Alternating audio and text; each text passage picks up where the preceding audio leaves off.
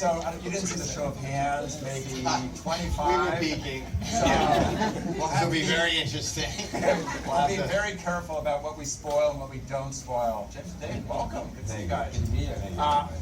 Here's the book upon which this film is based. It's based on the book and it's based on the film. I'm going to read you something from the introduction because I think it kind of captures the spirit of your film, even though it's really describing the room. And this is, by the way, this is written by Greg Sestero, who...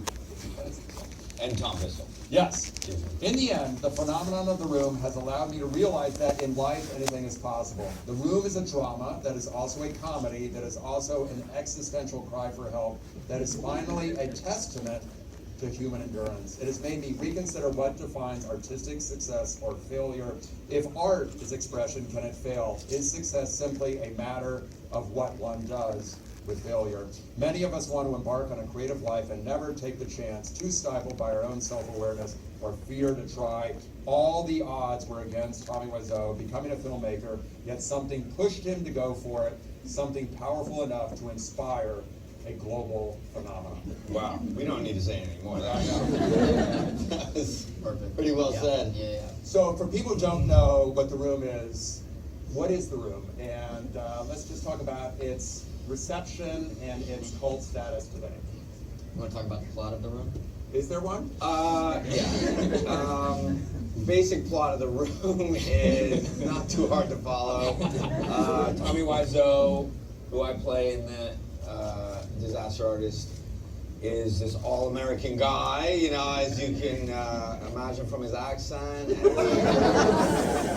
Named Johnny. He's just a great guy, and he has a girlfriend, this beautiful girl named Lisa, and she cheated on him with best friend Mark, named after Mark Damon from Talented Ripley Man, and basically best friend cheat, have an affair with girlfriend, and Johnny go crazy, and he killed himself. So that's The Room. That's the plot. That's The Room. So, essentially, though, the guy at the center of it all, Tommy Wiseau, who my brother plays, he looks like a vampire. He refers to himself as a vampire. He put $6 million of his own money into this movie, and his... This is the backstory. This is not The Room. No, this is our movie. Yeah. So his original intention was he wanted to make this earnest drama that would contend for awards.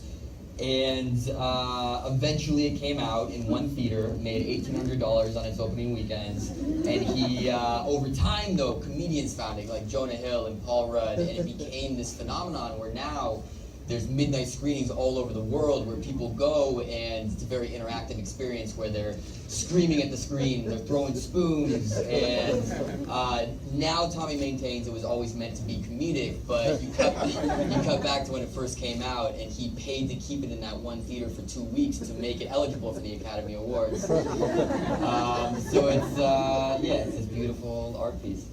But I think it's easy to assume from the book and from the idea of the movie that this is something about how this guy had no clue, how he was a fool, this was a fool's errand, and how he was deluded. But that's not the movie you made. You made a movie about a guy who had a vision and tried to bring his vision to the screen, even though that vision was, let's say, tainted. So when you read this book, did you immediately see a film in it, or did you have to see The Room to understand what it was you were going to do?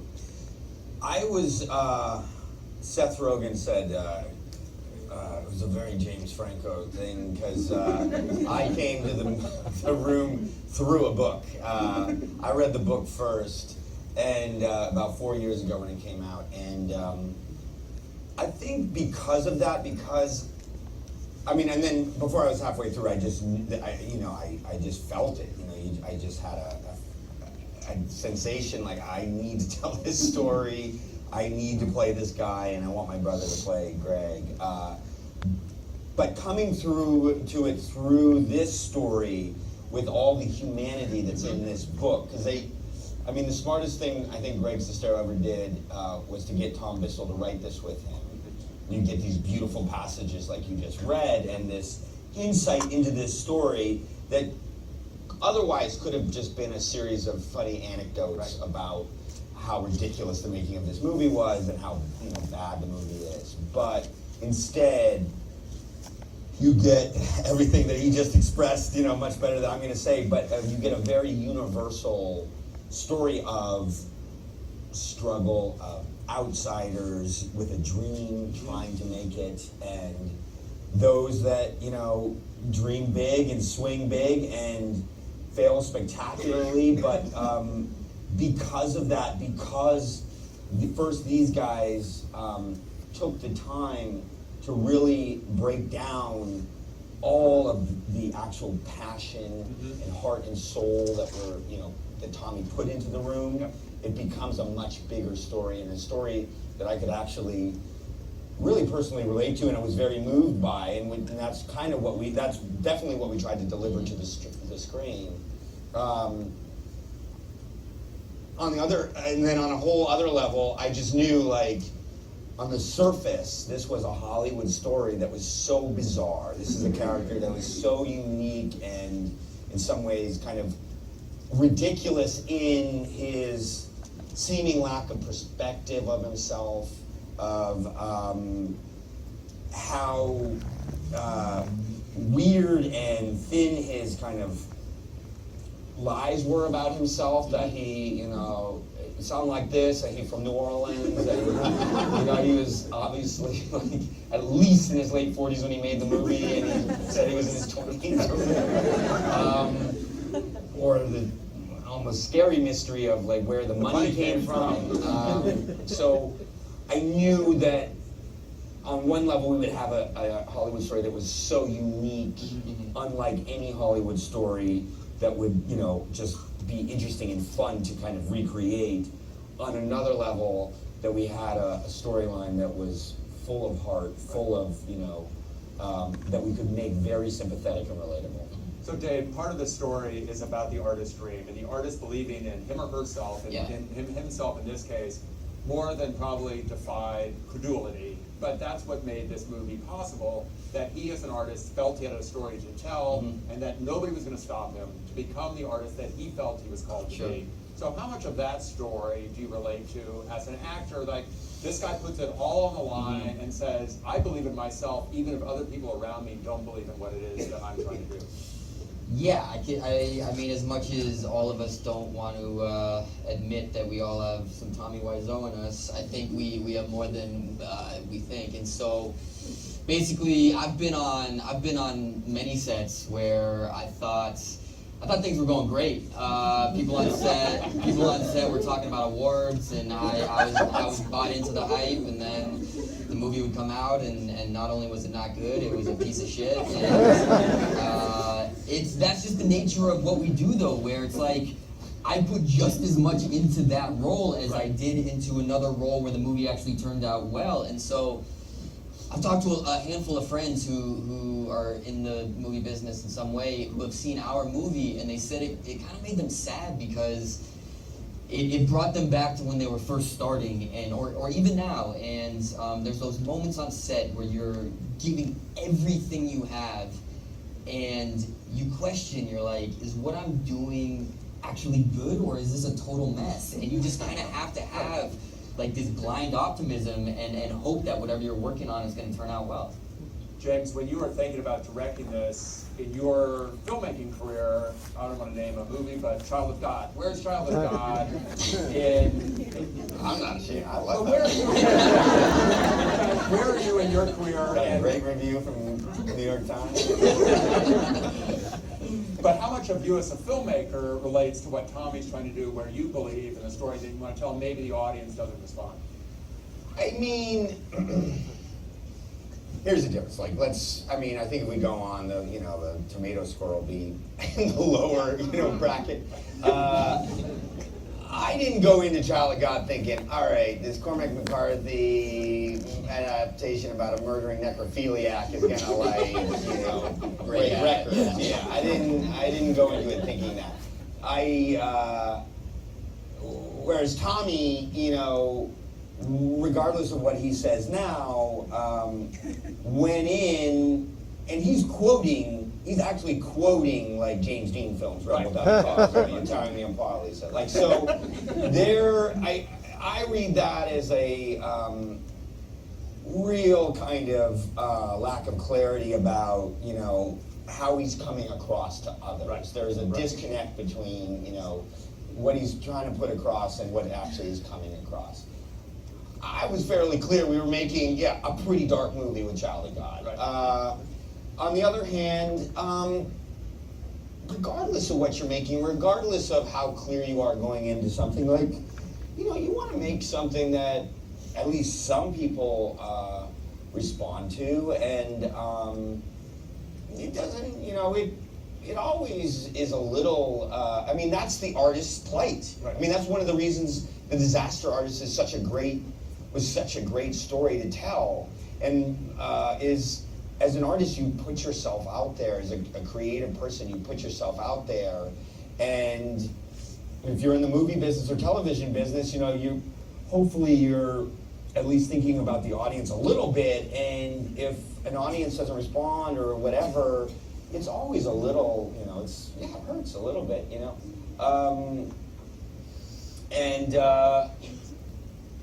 I have director friends that, we have a scene in our movie where Tommy is at the, spoiler alert, but whatever. You kind of get the story. He makes a movie and it's bad. He's sitting in the premiere and he would tell people, like, this Tennessee Williams, he put on the poster, this Tennessee Williams level drama. He gave it, before the composer composed the music, he said, go watch Streetcar Named Desire, this the kind of movie I'll make. So that was the kind of expectation he had going into that premiere, and then when people started laughing at what he wanted people to take very seriously, I've had director friends say, oh my gosh, that scene.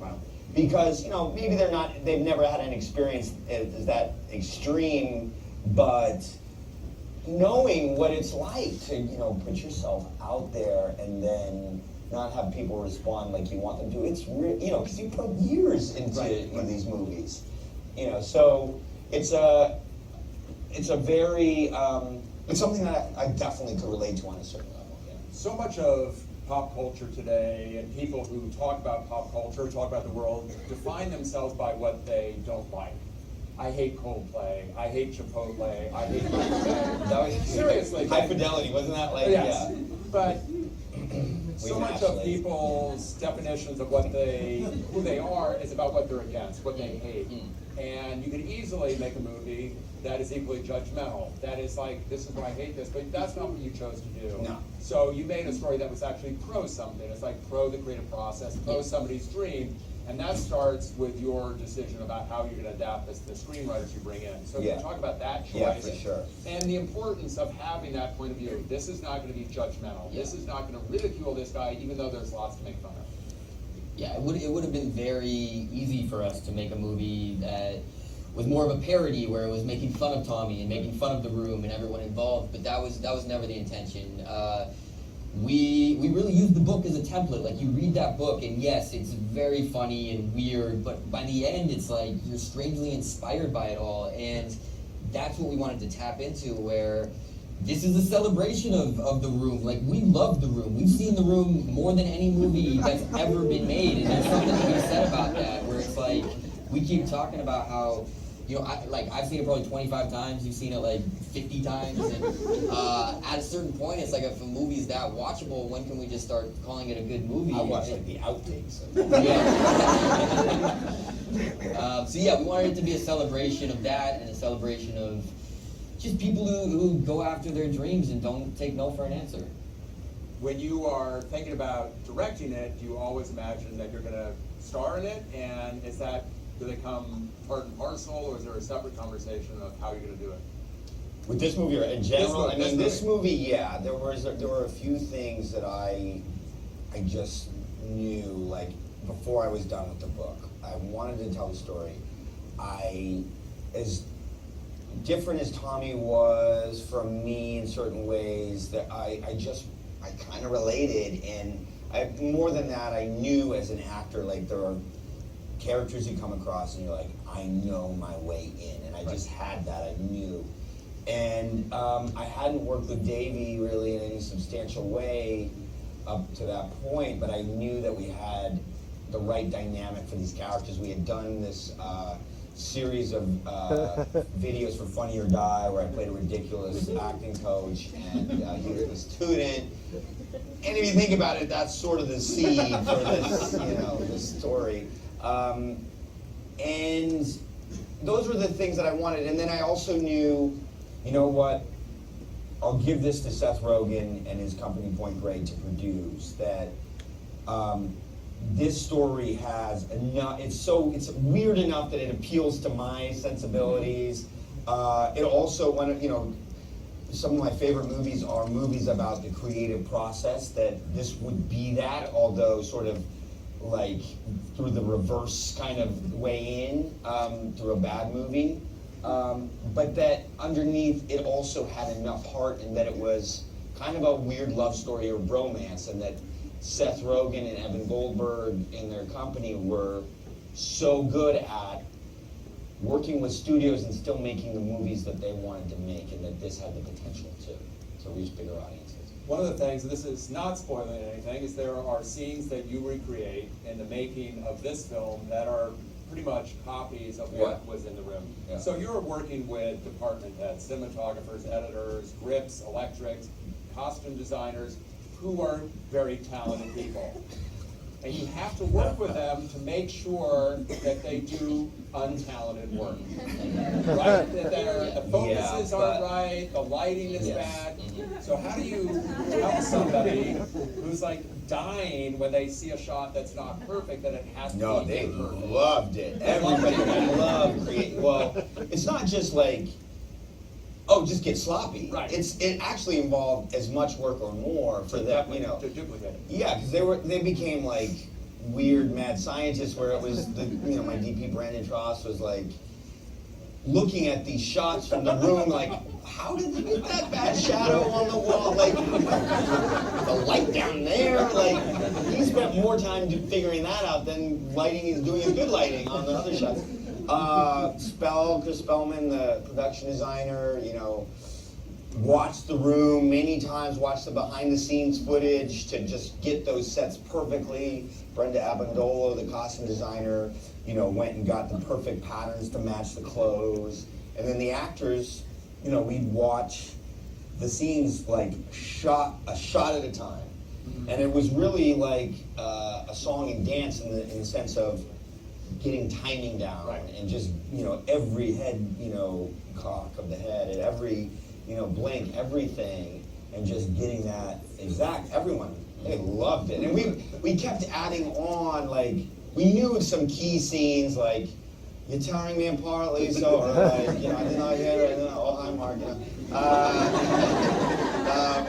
We knew those were going to be in, but it was actually a tricky thing because we knew we were leading up to the premiere scene, and we actually had to arc out what scenes from the room we're going to play at the premiere. So you have to shoot those first, so that you can shoot the premiere. Exactly. So we just kept adding more. We're like, let's get, that one. Oh yeah, get that. Oh, get Josh Hutcherson's really great at, mimicking. Get him, eat the apple, all this stuff. And so we just kept adding on more. It was almost like a bonus. We're like, all right, we finished our work today, we can do a couple more room scenes. When you guys go see the film, do not leave early, because at the end of the film are side-by-sides, which are absolutely astonishing.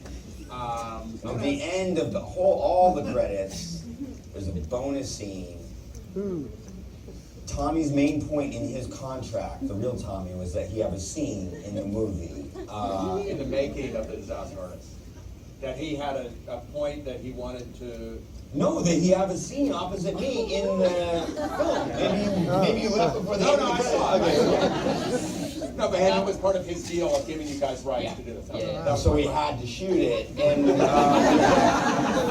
we kept saying, because I knew, like, the guy, like, you can't play anything other than yourself. Like, I heard, he would record everything he did, Tommy. Like, he would talk to himself on a mini tape recorder, and we're talking like 20 years ago, before the room. And he would save all these tapes, every phone call, like in the room, if you know the room, like at some point he's like, I will take my girlfriend in conversation on the phone, blah, blah, blah. And he had like a mini tape in his pocket, like, oh, so convenient. Well, actually, Yeah, it's actually realistic because he would record every phone conversation he ever did. And then Greg, the real Greg, actually stole those a long time ago and gave them to me when I was preparing for the role. Tommy knows I have them. He's like, oh, I know you have secret tape. One of the recordings was him trying to get rid of his accent. He's got a voice coach, and they're like, oh, no. All right, Tommy, don't roll your eyes. Okay, don't roll. And so I knew that he would not be able to play anything other than himself, but he kept insisting that the scene be with me, and we're like, no, maybe go do a scene with Greg. Like, there was a whole storyline when Greg goes to Romania to do a movie. We're like, maybe you want to be in the Romanian scenes. I know, maybe there's people in Romania that sound like they're from New Orleans. No, have to be with James. And we shot it, and it was bizarre as hell. And he did everything he could to not be Tommy. He's like, my name is. Will be Honore. Hair in a ponytail, with glasses on, and then he sent me a photo 3 days before. He had drawn on a mustache, big pen, and he said, if you like mustache, I draw it on better when we shoot. I'll give you a fake mustache, dude. So we shot it, and it was bizarre as heck, and made no sense, and we cut it out. We're like, we put in the first assembly. Me and my editor saw it. We're like, okay, get that out. It makes no sense. And then we realized that we had recreated the room scene so well that we wanted to do those side by sides. That wasn't in the original plan. So we had negotiated for his room footage, and so we had to renegotiate for that. After the cut. And he asked somebody, I don't know who told, but he's like, on my scene. They're like, it ain't in there, dude. And he's like, wow, you want my footage, you have to put that in the movie. And at first we were like, oh my, no.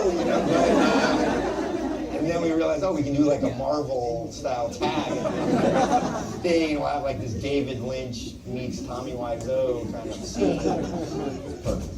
The other thing that Tommy did during the filming of the film, he had a guy named Marcus who was doing EPK footage, yes, which was really kind of his spine on his crew, yes, as they were talking about the movie that they were making that Tommy would see, right? Yes, and so his direction to Marcus was film everything, and Marcus followed that to a T. I've watched hours upon hours of Marcus's footage. He filmed cars pulling into the parking lot. The green screen being unrolled. Feet walking across, everything. But in addition, he did, film, people's conversations, I guess, without them knowing. And then Tommy would watch that back at the end of the day, and you're like, how did he didn't sleep, this guy? No wonder he was late. He was famously late, because he's up watching his footage. He would work 12 hours and then just watch 12 hours of Marcus's footage of what he just did on set. and then get mad at people when he heard them talking about him.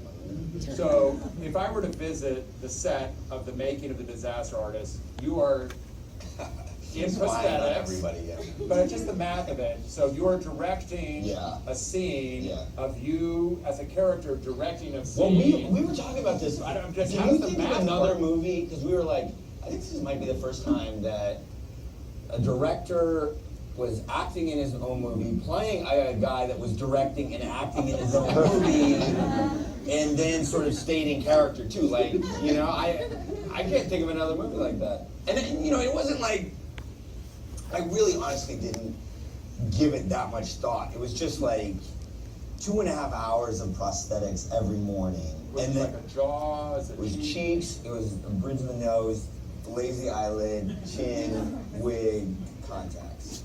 And then I was a director, so I had to get there 2.5 hours before, everyone. It wasn't go get everyone set up and then go into makeup, because they'd be waiting around for me, so I had to go before everyone. And then I get to set, and it was just sort of it's just simpler and just stay like Tommy, you know, like that. And I guess it was bizarre. But Dave, are you saying, is this Tommy speaking to me? Is this James? Am I Greg? Am I Dave? Who am I at this point? Yeah, it was weird. I got used to it probably quicker than most, just because, you know, there's not much that he can do that surprises me anymore. But like Seth Rogen, for example, it took him about 2 weeks to get to a point where he didn't just laugh in his face every time he saw him. Seth came up to me at one point and was just like, "This is weird for me. That's your fucking brother. What's going through your head?" Yeah, it added to the whole just meta strangeness of it all, and like kind of put you in the mindset of like what it might have been like with Tommy Wiseau directing you.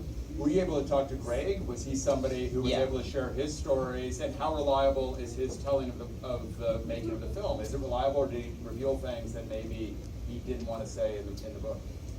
He did do some I talked to Greg a lot about everything, but I guess I really wanted to know, like, you know, why he was drawn to Tommy in the first place, and why he stuck around for so long when like everyone from the outside is like run. And part of it we really explore in our film, where as a young actor, like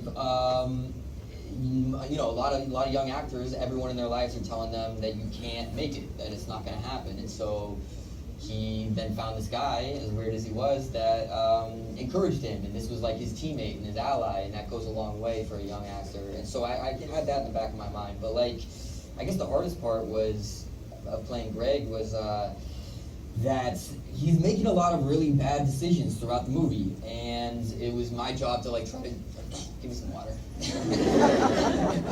try to justify those decisions and like make the audience understand why he was staying with this crazy man, and just trying to find the nuance in that. And like when I would ask real Greg about that, he doesn't have any great answers. I mean, even when you read the book, he seems like pretty normal, and he like doesn't kind of dive into his own oddities, but Greg is just as weird in his own way.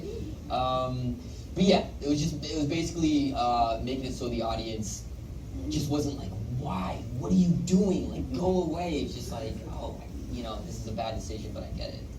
What happened to the people who made this film outside of Greg and Tommy? Did they go on to work on other films? Were you able to talk to them about what it was like on set? Did any department heads come back and work on your film? There were, I think, 2 crew members. That one guy in the camera department, Jesse. I think he actually can claim to say that he went on to have the most successful career of anybody that worked on The Room. He is now, I think, cinematographer for the latest American Horror Story. Yeah. So he was just a young camera assistant on The Room. A lot of the people, no. I mean, I guess the script supervisor, Sandy Sclair, that Seth plays. Who was the only person with any career at the time of making the movie, right? He, I think, had the most experience. Which was hardly any, right? He had some? No, he worked on like Time Cop 2, what was it? I don't know. Yeah, that was his biggest title. I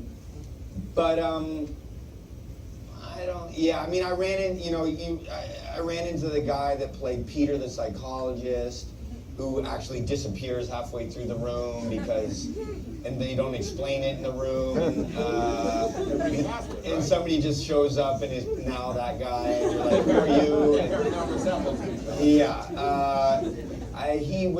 He had worked on a commercial that I was on, like as a grip or something, and he handed me his card, and it was like, there was like a little video game icon, and it said, "Achievement unlocked. You have met Peter from The Room."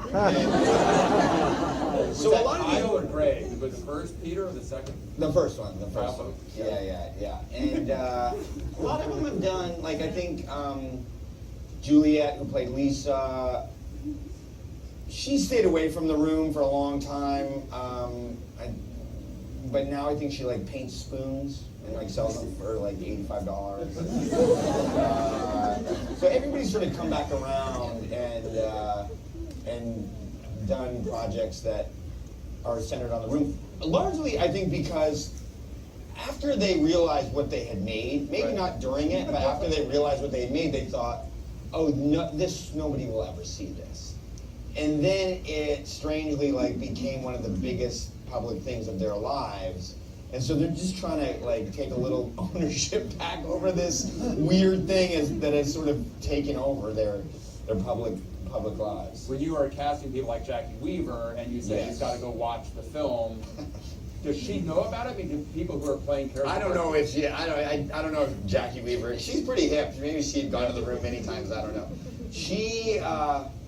I'd worked with her once before, and she's awesome. I mean, most of that I can say that about about everybody involved.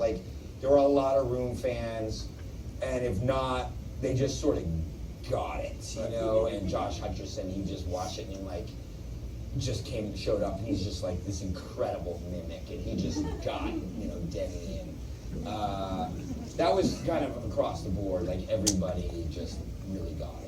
So at the end of the film, this is not a spoiler, but it's a little spoiler, that Tommy comes to the premiere and he thinks it's not quite time to get out of his limo. So he has his driver go around the block again. Let's read the book. He has the driver in the book go around 3 times. So are there things... I mean, we're trying to entertain. We don't No, I know, but are there And he goes around again. Are there things in the book that had you done them in the film, people would say, there's no way that could have happened? Does the book, is it even you have to dial back and make it less incredible? Kind of, Dave's right? nodding his head. Yeah, I mean, such a small detail, but Tommy's drink of choice at any restaurant is piping hot water. And that would just be hot. Yeah. I feel like people would be like, that's just silly, that's just made up. It did. I think, that just sort of got cut out, Yeah. not for any reason other than whatever, just certain scenes got cut out. But we were considering putting footage of the real Tommy at the beginning of our movie, just because some people that saw early versions or early cuts were like, wow, James is taking a really big swing with that character. When in fact, I was just playing Tommy as realistically as possible. And so I think, having those side-by-side comparisons at the end really helps, and people that haven't seen The Room are like, oh, wow, that's what he's really like. Yeah. What was the archive material of his voice? Because do you have a lot of access to audio, and how did you find that performance? Because it's not just his inflections, it's words he skips, like articles, prepositions, and certain weird things that he doesn't include in a sense. Greg did a great job in the book of, quoting Tommy and putting a lot of Tommyisms in the book.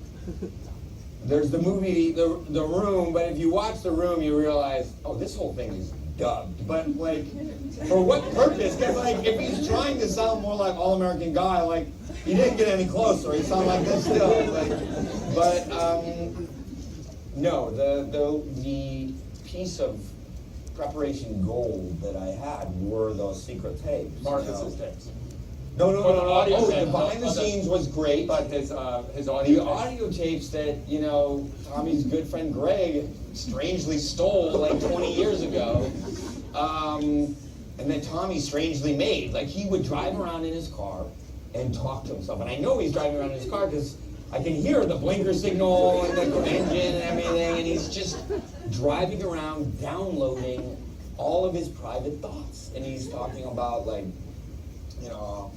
acting class, that teacher, treat me different to all other students, whatever, I think he can sense my power, he's intimidated, he's just afraid of me, and whatever, maybe I'll have to go, and this is 5 years before The Room, maybe I'll have to go make my own movie, or maybe I just, get Rock Band and make rock album or something, and things like that, I could learn, I could hear the speech patterns and the Tommyisms, especially that I'd have to sort of ingrain. I remember, I went through the book and listened to these tapes, and I just wrote them down, in my phone, that I just had, Tommyism. I'll stop you right there, or oh, now you're 5 cents, or you know, just these things like for your information, or this real Hollywood movie, there's no Mickey Mouse stuff. Like those are all Tommyisms that I just had that I kind of needed because we'd improvise a lot, and I'd have to improvise as Tommy, and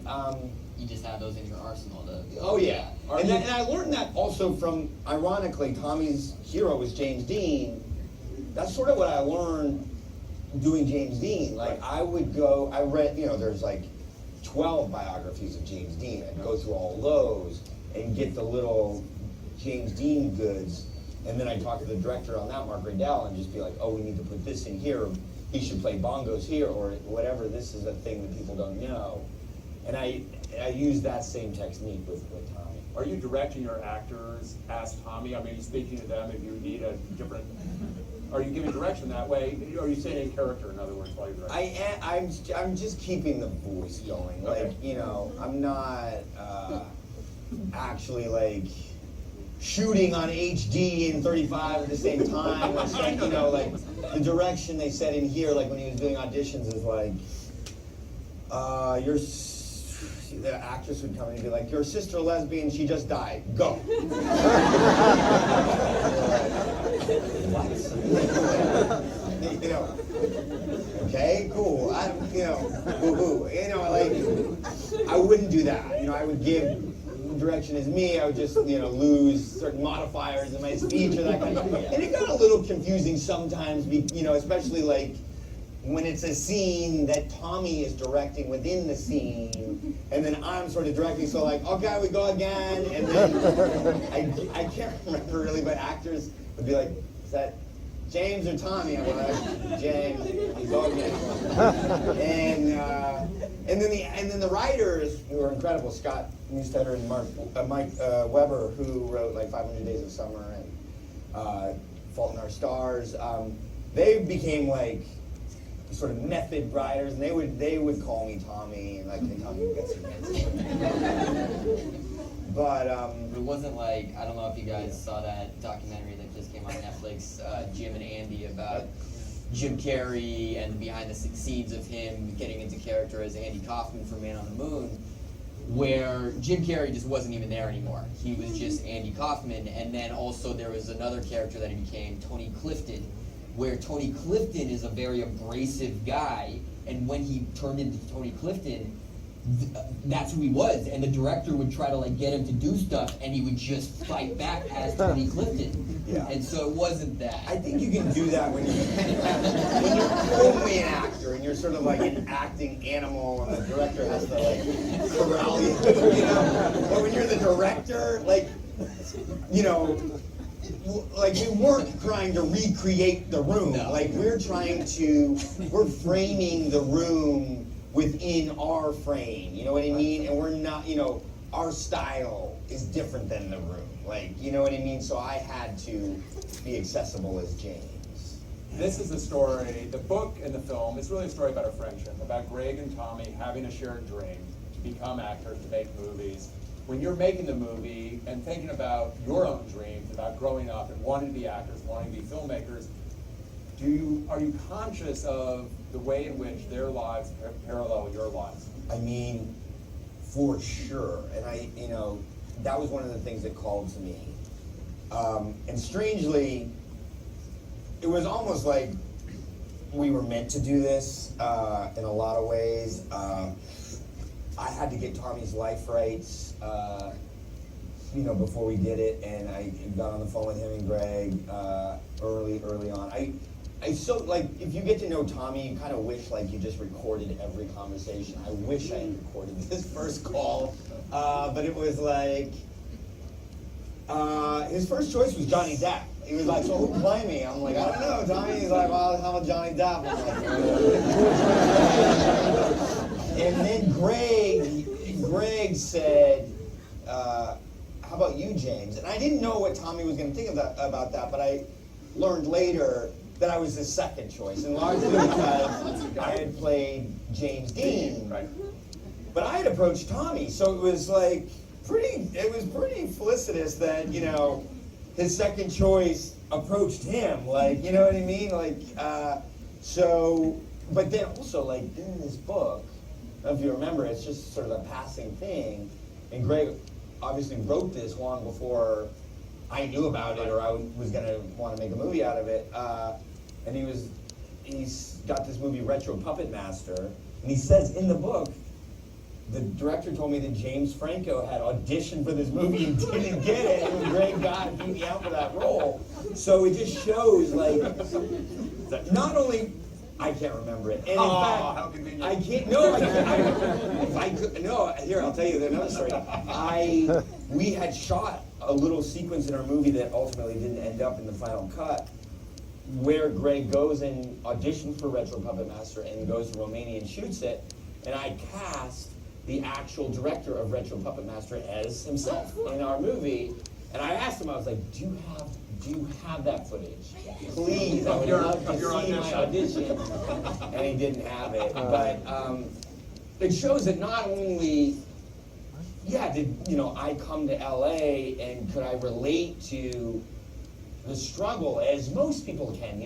There's most people that come to LA, I mean, if you come to LA to break into movies, there's always your first movie. You always start somewhere.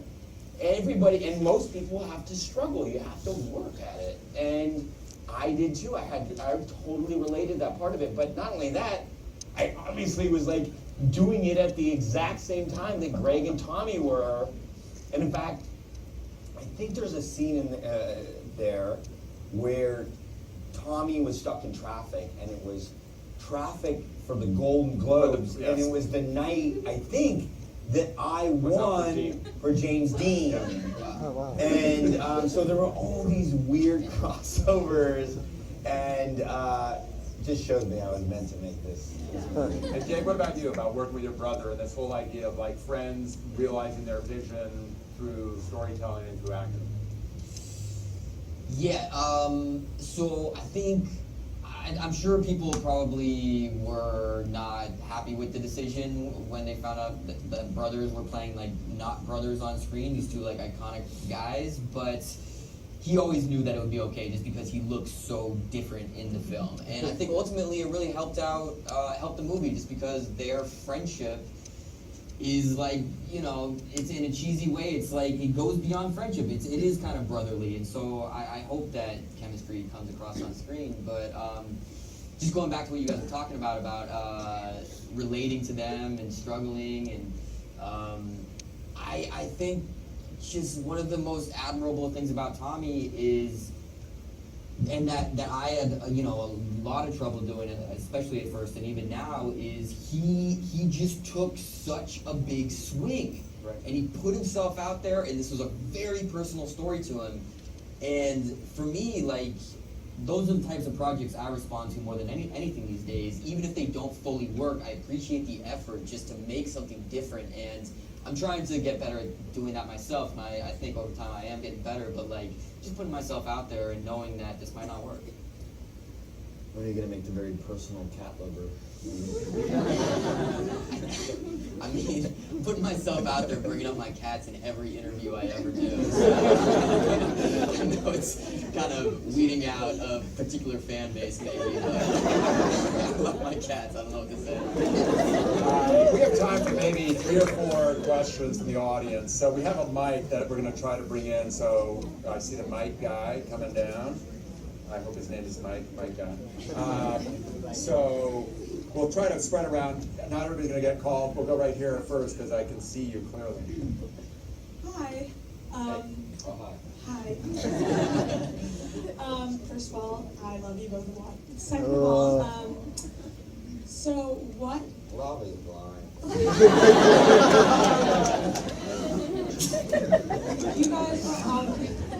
You guys were obviously impacted enough by The Room to want to expand and create this story about it. But I want to know what movies, other than The Room, but what movies in your life have you guys seen that have made profound impacts on you as well?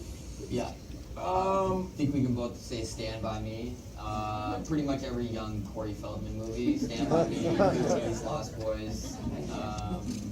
And River Phoenix was really big for me when I was young, and both his both movies like Stand By Me when he was younger, but also My Own Private Idaho was like a huge influence on him. And like woke me up to the, like, I saw that in high school and it just woke me up to the idea that, oh, there's like a director behind this that's like, you know, really shaping this kind of thing.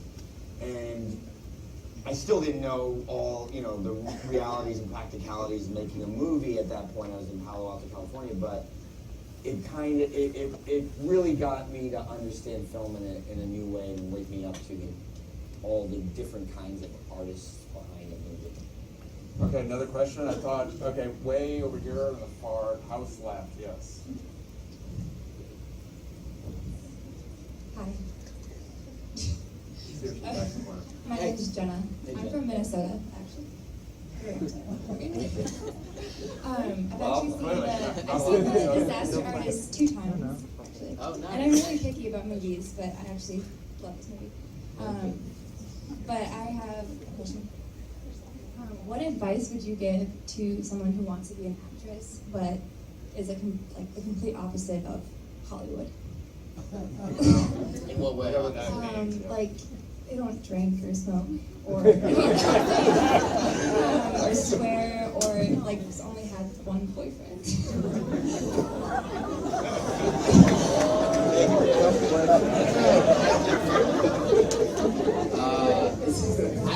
I don't think any of those are bad things. I think. I mean, yeah.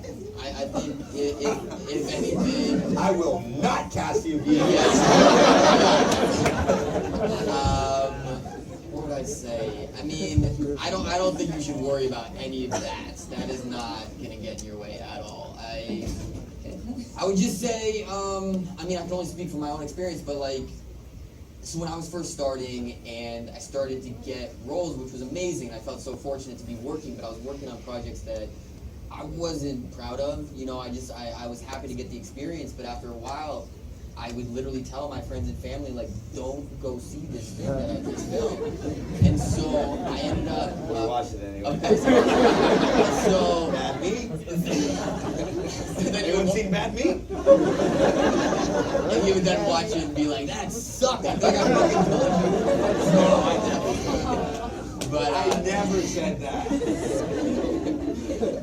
so after a while, I took things into my own hands, and I paired up with a guy who I've known my whole life, and we started making our own short films for FunnyOrDie.com. And even though they were on a much smaller scale, they were at least like an accurate representation of who I was at the time and my sense of humor, and I was proud of them. And so, you know, with those videos too, like, everyone has a camera. There's no reason not to make your own stuff, and when you're doing it on that scale, there's no reason not to take huge risks and just go for it. So we were really pushing the envelope, and they were weird, but they caught people's attention. And He and McLovin are telling each other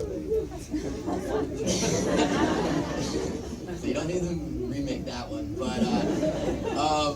But so okay. So for example, when I was auditioning for 21 Jump Street, I went in probably 6 times for that movie, and after the fact, the directors told me, they were like, one of the reasons we finally cast you is because we saw one of these smaller videos that you did on Funny or Die. And so it is bizarre that a video where I'm telling Chris Mintz-Plasse how much I want to have sex with him, that got me the biggest movie role.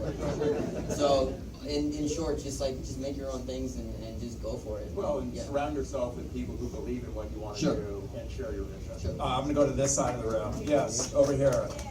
Uh-oh. Morning. Go Hey, ahead. what's up, guys? Hey. Okay, so not to put you on the spot, you can totally say no or just tell me later. But I work for this amazing organization called Young Storytellers. Hey, just listen, James, hold on. So we teach 10-year-olds how to write scripts. They write 5-page scripts, and famous actors come in and they do their scripts completely like, what do you call it, live without any, and it's like completely improvised, cold reading, it's awesome. Anyways, you don't have to tell me now, but if you're interested in volunteering, let me know. Okay. Thank you. Okay. The shiny top right here, because this is like blinding. Okay, wait for the mic. Okay, I get to a couple more, and then we got to speak. Hi, Mr. Franco. My name is Kate Malloy. I'm a theater and journalism major, and my question for you is, may I do a one-on-one interview with you? Before you answer, I must say that all these other press people, they had their careers together, and I'm just a college freshman, and I feel like this would be my big break interview. You win! You win it all! How about you ask one question right now, and you can then start the interview. Here we go, she's got her down. Good advice. That's a good one.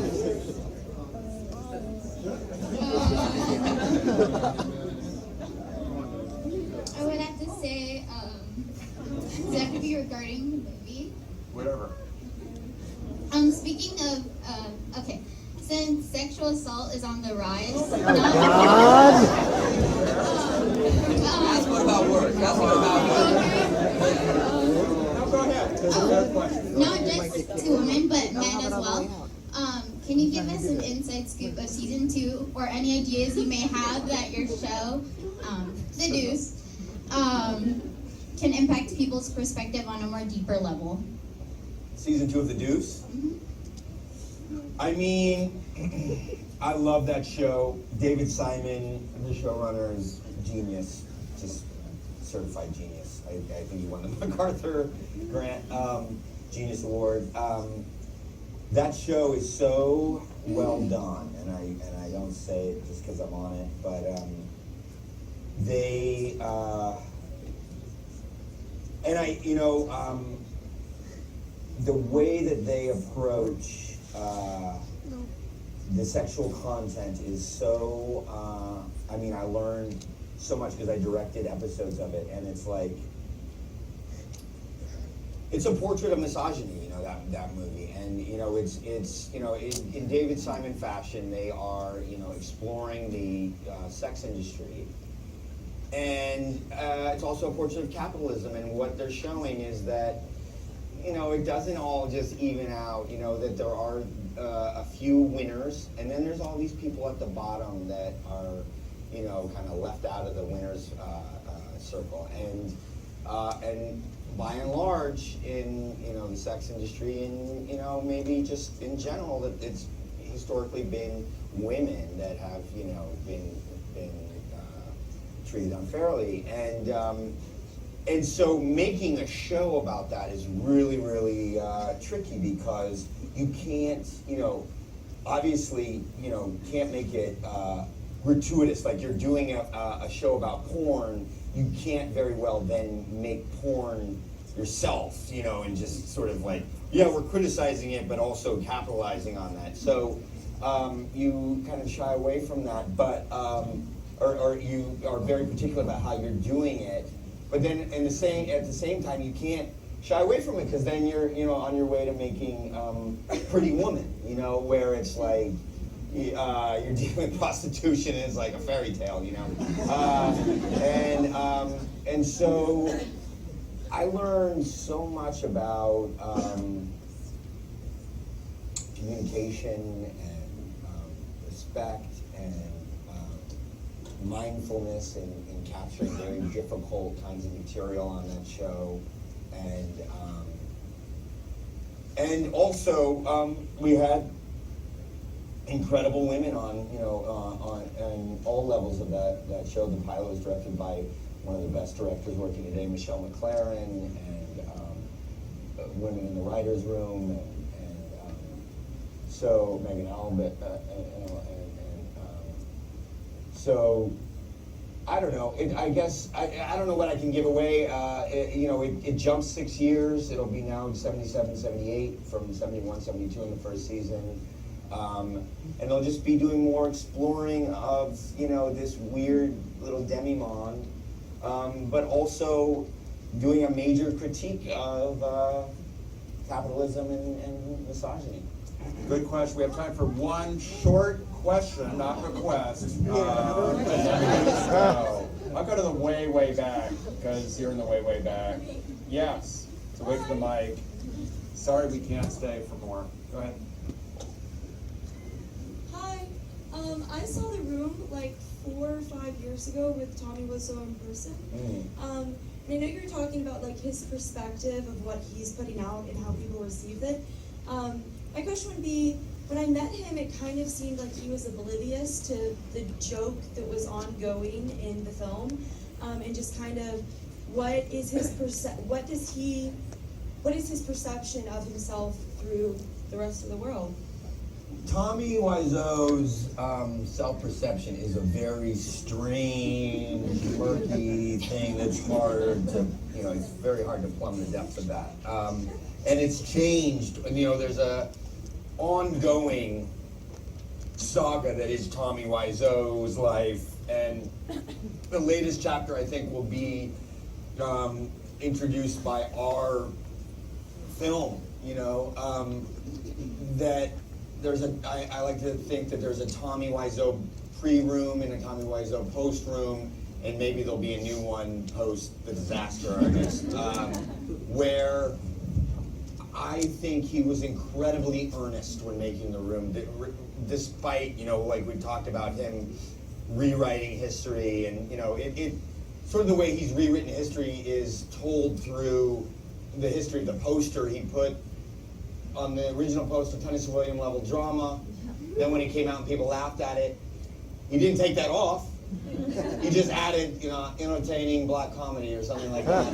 So it's both, I guess. And he says about the room now, the room is a safe place. You can laugh, you can cry, do whatever you like, express yourself, just don't hurt yourself.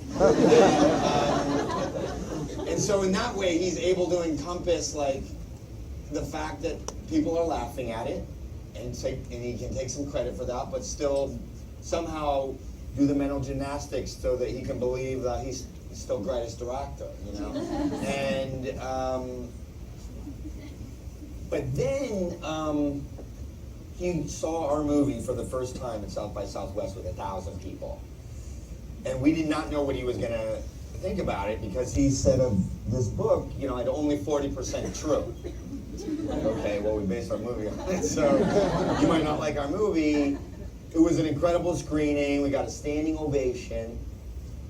And I asked him afterwards what he thought, and he said, I approve 99.9%. And I'm like, well, what's the 1.1%? You think he's going to say, I didn't say this, or I didn't say that, or whatever. And he said, director to director, he's like, well, James, I think you should look at lighting in the beginning of your film. I'm